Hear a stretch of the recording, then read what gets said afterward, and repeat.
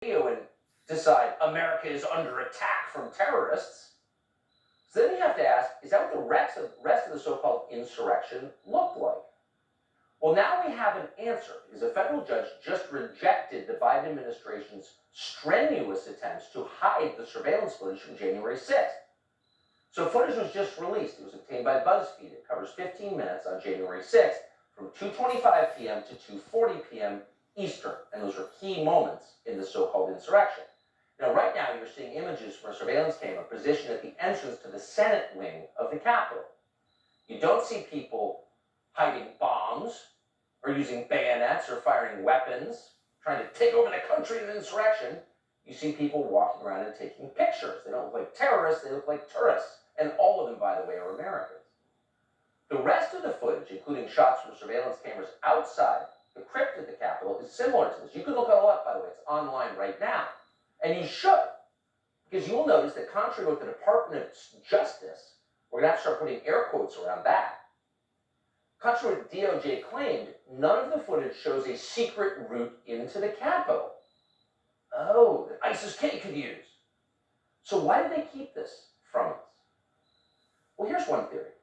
You can compare the footage that was released today with what Democrats showed us during the impeachment hearings earlier this year. Take a look at this. It is surveillance footage showing a squad of people dressed in all black systematically entering the Capitol and kicking open one of the exterior doors on the Senate side. These people appear to be well-trained and coordinated. They're not high on hallucinogenic mushrooms. The question is, who are they?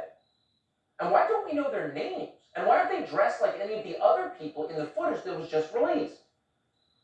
Remember, we were attacked for saying this, but we've already been vindicated for it. We still don't know how many federal agents were involved in the events that day on January 6th, but we have very good reason to believe from court documents that it's a significant number.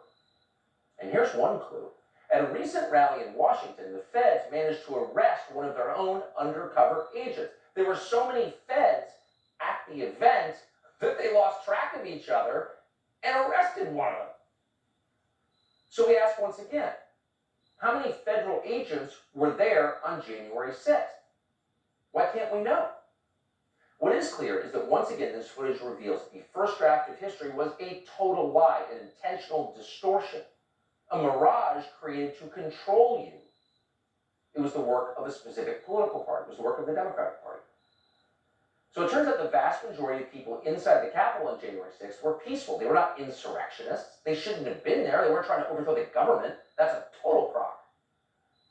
And with that in mind, some of the other lies about January 6th start to make more sense. Do you remember this? Officer Brian Sicknick died after being hit in the head with a fire extinguisher during the hours-long attack. They beat a Capitol police officer to death with a fire extinguisher. Fake Died after being fake hit in the head with news. a fire extinguisher during the fight. He died at the age of 42 after he was bludgeoned with a fire extinguisher. So here's a rule of thumb going forward if you ever watch television again or read the newspaper. When they are absolutely insistent that you believe something, when they keep beating you over the head with the same talking point again and again and again, beware. There's a reason they're saying, when all of them are using exactly the same line, maybe there's a reason for that. Maybe it's coordinated. Maybe they're lying. In this case, they were lying. Brian Sicknick was not murdered. There's no evidence of that at all. The medical examiner said he died of a stroke. So the reason they told you that was because they wanted to establish the storyline before all the facts were in. That's a common theme for virtually everything that happens in the news right now. You will notice. Something happens, you're not exactly sure what the outline is, you don't know all the facts, nobody does, and all of a sudden they hang a story on it that helps them politically, and they ram it down your throat day after day after day. They used to be called propaganda. Now it's so ubiquitous, I don't know what to call it. You remember the lies that you heard again and again about the McCloskeys in St. Louis, who were white supremacists, or the Covington kids, who were, of course, also white supremacists. Remember how they claimed that George Floyd was choked to death, even though an autopsy showed he was not choked to death and he had a fatal level of fentanyl in his system and 0 signs of suffocation? That's what it said.